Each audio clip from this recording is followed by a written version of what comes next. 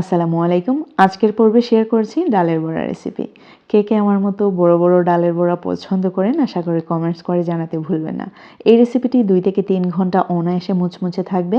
আশা করি full video জুড়ে আপনার সাথেই থাকবেন। বিশেষ করে যারা নতুন তারা অনেক কিছুই বুঝতে পারবেন বা শিখতে পারবেন, অথবা যারা পুরাতন ডালের বড়াটা পারফেক্ট হয় না তাদেরও উপকারে আসবে। এইখানে আমি 3 ধরনের ডাল নিয়েছি। 1 ঘন্টার মতো ভিজিয়ে রেখেছিলাম, তারপরে ব্লেন্ড করে নিয়েছি। আপনারা পাটায় পিষেও নিতে পারেন, তাহলে এরকম পানি পানি হবে না। যাই হোক, এখন এখানে কিছুটা ইনগ্রিডিয়েন্টস অ্যাড করে নিচ্ছি। প্রথমেই দিয়ে দিচ্ছি বিট লবণ এবং সাধারণ খাবার লবণ। কাঁচামরিচ কুচি দিয়ে দিচ্ছি। ঝাল অবশ্যই আপনাদের পছন্দ মতো, আর ডালের বড়াতে কিন্তু ঝাল হলে বেশি ভালো হয়। জিরে গুঁড়ো, হলুদের গুঁড়ো এবং মরিচের গুঁড়ো দিয়ে দিলাম। এখানে দিয়ে দিচ্ছি আদা কুচি আর রসুন কুচি। প্রায় হাফ কাপ পরিমাণে পেঁয়াজ কুচি দিয়ে দিচ্ছি। আদা এবং রসুনটাকে আপনারা পেস্ট করে দিতে পারেন।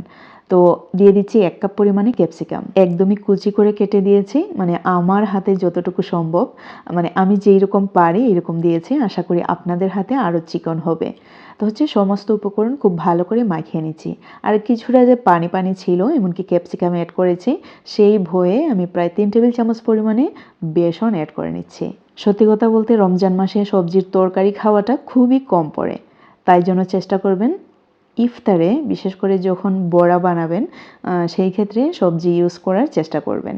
হোক ডালের বড়া বা পেঁয়াজু বা সবজি দিয়ে কোনো বড়া করার চেষ্টা করবেন, তাহলে সবজিটা খাওয়া হবে। এমনি তো সালাদ হিসেবে শসা, গাজর এগুলো থাকেই, টমেটো। তো যাই হোক, বাচ্চারা অনেক সময় সালাদ খেতে চায় না, বড়া খেতে চায়, তাই জন্য বড়াতে আমি চেষ্টা করি সবজিগুলো অ্যাড করে দেওয়ার। তো তেলের মধ্যে আমি ফ্রাই করে নিচ্ছি। আমি চামচের সাহায্যে দিয়ে দিচ্ছি। আর আমি কিন্তু এই টাইপের বড়া একটু বড় বড় করে পছন্দ করি।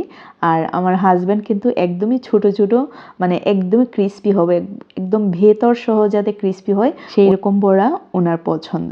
তো আমি কি করি, একটু ভালো করে ফ্রাই করে নেই, অনেকটাই ক্রিস্পি হয়। তারপরে উনি বলবেন যে আরও ছোট হলে ভালো হতো। আর হ্যাঁ, আপনারা অবশ্যই আপনাদের পছন্দ মতো শেপে দিতে পারেন, ছোট করে দিতে পারেন, অথবা আমি যেই সাইজে করেছি তার চেয়েও বড় করে দিতে পারেন।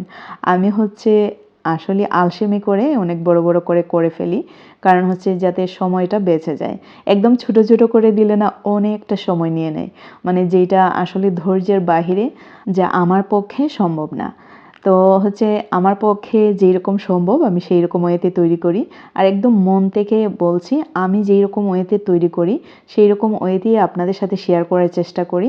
এইখানে আপনারা খেয়াল করলে দেখবেন আমার রেসিপিগুলো একদম যেগুলো মানে ভাইরাল রেসিপিগুলো চলে, দেখবেন 1 বাই 1 চ্যানেলে দিতেই থাকে। তো আমার তখন মনে হয় যে আমি একদম ডুবে থাকি, এরকম একটা অবস্থা।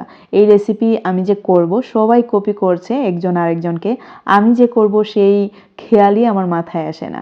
তা না হলে হয়তো এতদিনে আমার চ্যানেলটা উঠে যেত। তো যাই হোক, আমার একদমই ক্রিস্পি পাকোড়া হয়ে গেল, মানে ডালের বড়া আর কি। অনেক ক্রিস্পি হয়েছিল, অনেকক্ষণ ধরে মুচমুচে ছিল। আমি প্রায় ইফতারের 1 ঘন্টা আগে করেছিলাম। আশা করি আপনাদের অনেক ভালো লেগেছে। ভালো লাগলে অবশ্যই লাইক, কমেন্ট, শেয়ার করতে ভুলবেন না। আর আমার মতো যারা আলসেমি করে রেসিপি তৈরি করতে চান না, আপনারা একটু বড় বড় করে পাকোড়া তৈরি করতে পারেন, তাতে করে সময়টা বেঁচে যাবে। সেই সাথে সবাই খেয়ে কিন্তু অনেক প্রশংসাও করবে। অনেক সুস্বাদু হয় এই পাকোড়াগুলো। আমি কিন্তু মরিচগুলোও ভেজে নিয়েছি, আর আমি সবগুলো মরিচ খেয়েছিলাম। আমার উনি কিন্তু ঝাল টাল খুব বেশি একটা পছন্দ করে না, পাকোড়াতে যা দিই তাই। তো যাই হোক, আজকের রেসিপি এই পর্যন্তই। See you in the next video. Till then, bye. Allah Hafiz.